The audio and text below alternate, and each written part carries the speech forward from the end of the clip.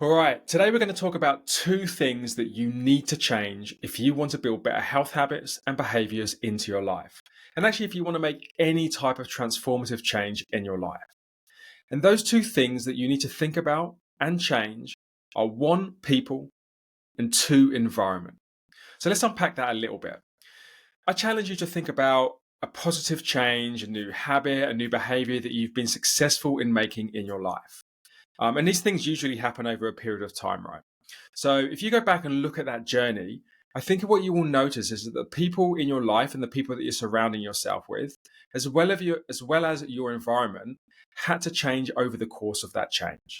And on the flip side, if you try and think about a habit or behavior or change in your life that you have struggled to make in the past, perhaps there's even a change at the moment that you're trying to make that you're struggling with, what will stand out is that the people around you and your environment is probably fairly static and not changing that much.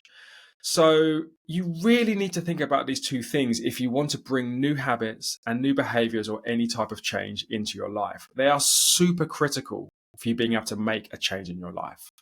And I know it sounds big and scary to kind of make changes to both people and environment. But the changes don't have to be all at once, and they don't have to be gigantic changes. You don't necessarily need to up sticks and move to a new town straight away. You don't need to start ghosting friends and family. It usually happens much more subtly, and it usually happens much more piecemeal than that over the course of the journey. And probably the best way to kind of like illustrate this to you is to take you through some examples in both my own life and perhaps some of my friends that I've also seen make changes, and kind of show you how people and environment has changed as new habits and behaviors were built. So the first example I'll go through is me and my fitness. Now, if I go back 2 years ago, let's even call it kind of like probably 2 or 3 years ago, I really struggled with my fitness and my health. I struggled to adopt the behaviors, the health habits that I wanted to have in my life. I wasn't able to get my act together and train consistently. And I had an incredibly bad relationship with food. And I ate a lot of bad processed food, and I just found it hard to eat good, healthy foods. Now, if I fast forward to today, I am the opposite. I am, for the most part, sticking to 7 foundational health habits extremely consistently every single month. I am training 5 to 6 times a week, and I'm active almost every single day, week in, week out. I find it actually really quite easy now. And from an eating perspective, my whole foods percentage is usually above 70% now, and I have a much healthier relationship with food. Now, that's a gigantic change to make over the course of 2 to 3 years. And if I go back and think about the people in my life, there has been quite a big change. So when I was struggling to train consistently, I was going to a CrossFit gym, and there was a great coach there called Jamie who would teach me in the session, but then I wouldn't hear much from him outside of those sessions. Obviously, I'm just going to the gym and he's training me when I'm there. Fast forward to today, and Jamie is my personal trainer. And every single week, I am exchanging notes with him. I'm getting ideas from him. He lays out all of my programming. I can now consider him a close friend, seeing as I'm talking to him so much, and he plays a much bigger part in my life. And that has definitely made quite a big change to how I'm able to now consistently stick to my training and eat better and have better habits. Another good example is I have 2 good friends in my life, one called Rich and one called Barry. And they are both on exactly this, or they have been going through exactly the same type of journey with their own health and fitness. And there probably isn't a day that goes by that I'm not sending them a voice note. We're exchanging texts and calling each other, and now and again seeing each other, etc. And they play a much bigger part in my life. And I am talking to them so much more than I was probably 3 or 4 years ago. And again, these are people that have come closer to me and have made it a lot easier to make changes in my life when it comes to my health and my fitness and my habits. And then there are a bunch of other people on the sort of peripheral who are a little bit closer to me, who are also interested in health and fitness and like-minded.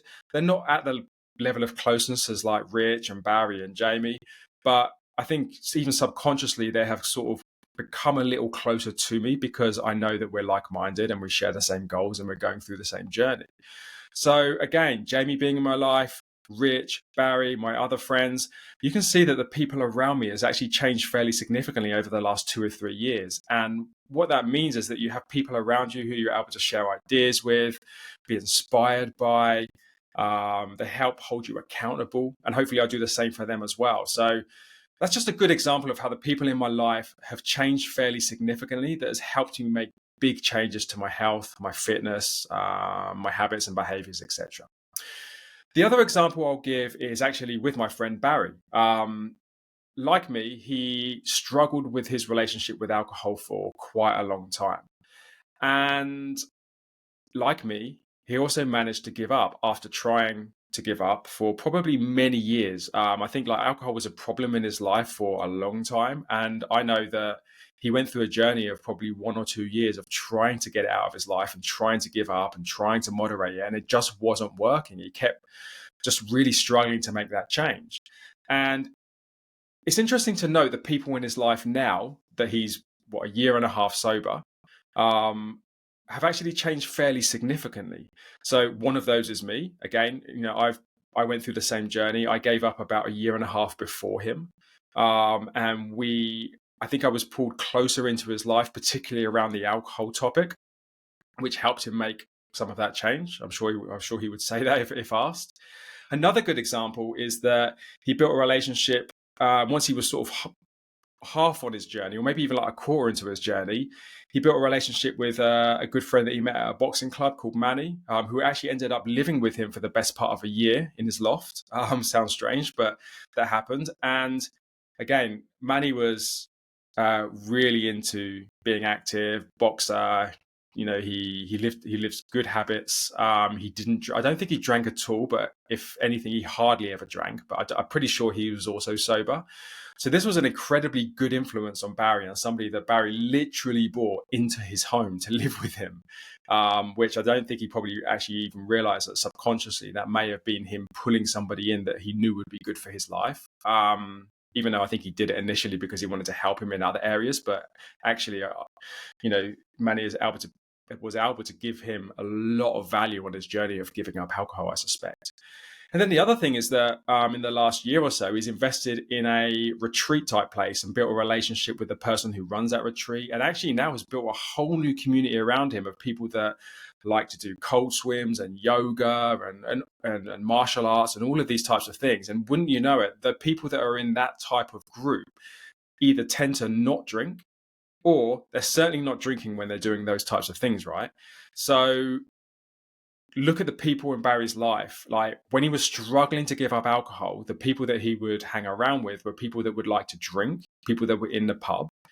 Fast forward, I'm closer to him. He's had the benefit of being very close to Manny. And he also now has a whole new set of people around him at his retreat. So you can see that the people in his life drastically changed over the course of 1 or 2 years. And I suspect that made a massive difference to him being able to give up alcohol versus really struggling to before. And again, in both of the examples with me and Barry, like me with my health and fitness, Barry with his giving up alcohol, the changes in people didn't happen all at once. They happened over a number of years. They happened a step at a time. And we didn't necessarily know the people to bring into our life or to change or the people to move away from. It just happened fairly organically. So, you don't need to decide all of these things at once. You don't need to make massive changes and cut people out. You just need to start being more conscious of the people that you might want to be spending less time around. And you want to be quite conscious of the people that you want to be spending more time around. And if you do that, you will find yourself with around quite a different set of people after that has helped you make that change. So yeah, they're two good examples. So that's obviously a very long way of saying if you want to make a big change in your life, you've got to look at the people around you, and you've got to start moving away from people that are not going to help you make that change. You've got to start bringing new people into your life that will help you make that change.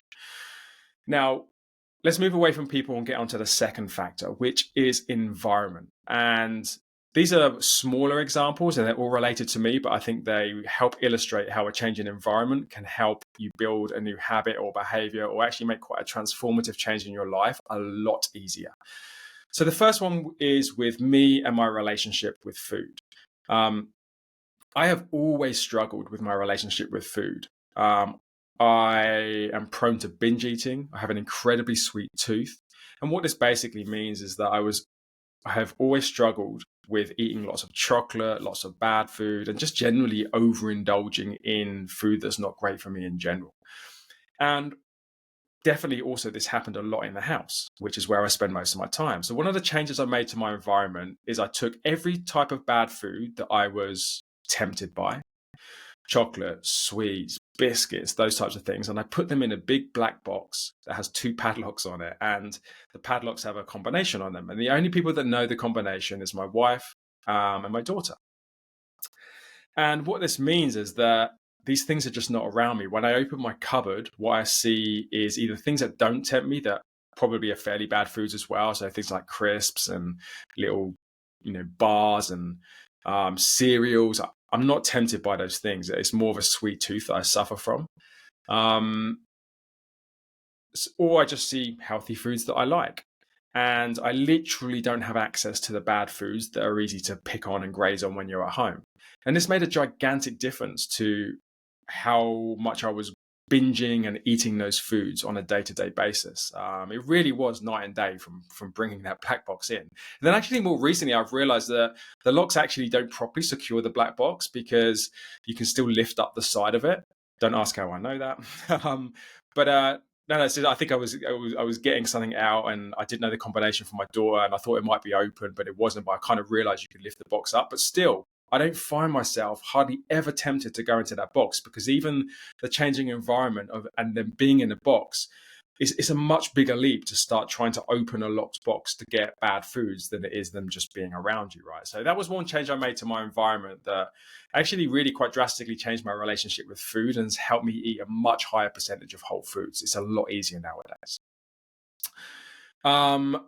Another thing with my environment is my training. When I was training at the CrossFit gym, I did find it fairly hard to be consistent, and I would miss sessions. The gym is only a 5 to 7 minute drive for me, but in the winter, it's a hassle to get up and get dressed and get in the car and scrape ice from the car and get into the gym and wait outside while the trainer turns up and blah, blah, blah. And, it takes the best part of 15 to 20 minutes either side to basically get to the gym and get back again. And over the last couple of years, I've been training in my home gym. So I built a home gym in my double garage, and I love training now. I know that I only have to walk 15 steps and I'm in my own space that I have curated exactly how I want it. I like to train by myself. So making that change to my training environment means that I am now able to train 5 to 6 times a week consistently, and I really like doing it. And the friction is so much less than having to get into a car and go to a gym and et cetera, et cetera. So that kind of change I made to my training environment made it so much easier to be consistent with my training. And then the last example is my Yeti water bottle. Always struggled to be consistent with drinking enough water and staying hydrated. And now it's probably one of my easiest health habits that I stick to. And, before I used to drink glasses of water, and I'd think in my head I'd probably need about 8 or 9 of them to get my 3 liters, or I would just drink from like random bottles, etc., that I didn't really care for. And I know it sounds really silly, but my Yeti water bottle is an expensive bottle, and it's a 1 liter bottle, and it's just because of it's expensive. It's just really nice to hold and fill it up, and it's just a nice high quality water bottle. And I like filling it up. I just have to drink 3 of them. It's nice and easy to remember. And just like the experience of drinking water is a lot nicer drinking it out of my beautiful, high quality Yeti water bottle that I invested a decent amount of money in versus crap bottles or just random glasses.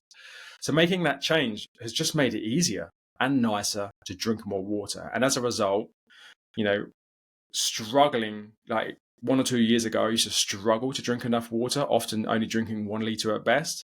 And now it's a breeze to drink 3 liters of water a day. In fact, this is my second bottle. It's half one. I'll drink another bottle by like 4 or 5, 3 liters again today. Really easy. So it's another change to my environment I made that helped me stick to a habit. And just kind of one other example, actually, which is potentially one of the best examples of an environment, is going back to Barry and the fact that he gave up alcohol. Is that one of the big things for him was to not go to the pub. And I know it sounds super simple, right? But not going to the pub was just such a big first step that he made. I just will not walk through that door and be in that environment where obviously you want to drink alcohol. And he tried to stop drinking alcohol and drinking zeros in that environment, and it didn't work, right? Only when he pulled himself out of that environment did it work. And you know what step that led to, which he didn't know it would lead to? He started spending more time at the boxing gym because he had to fill that time with something different. And then being around the boxing gym and stuff like that has led him to build a community and invest in a retreat. So he didn't necessarily know he was going to make those drastic changes to his environment. But today he's spending time in the boxing gym, doing cold plunges. He's spending time in his yoga community. And all of that came from just stop going to the pub. And you can see how the environment for him changed an awful lot along the way. So I hope that has given you a good example of how you have to make changes to the people in your life. And you have to make changes to your environment if you want to bring new behaviors and habits into your life, or if you want to make any type of transformative change in your life. So the takeaway would be, I want to encourage you to think about the people around you. And I want you to think about the environment that you have around you. And if whatever change you're trying to make in your life right now, think about those two things and think about a tweak that you can make to the people in your life, or a tweak that you can make to the environment. And I think what you will find is it will allow you to be better at that new habit, at that new behavior, that new change you want to make. And what that will do is that will lead to other changes in people and environment that perhaps you're not able to necessarily see right now, that will only go on to take the new habit and the behavior they're trying to build to a whole new level. And again, just a reminder, it doesn't need to be gigantic, because one small subtle change will tend to lead to another. And that will lead to another. And then before you know it, you've actually made quite big changes to the people in your life and the environment around you. And as a result, you will have new habits, new behaviors in your life, or you will have created a massive change in your life. So yeah, people and environment, think about those two things. And I hope that helps.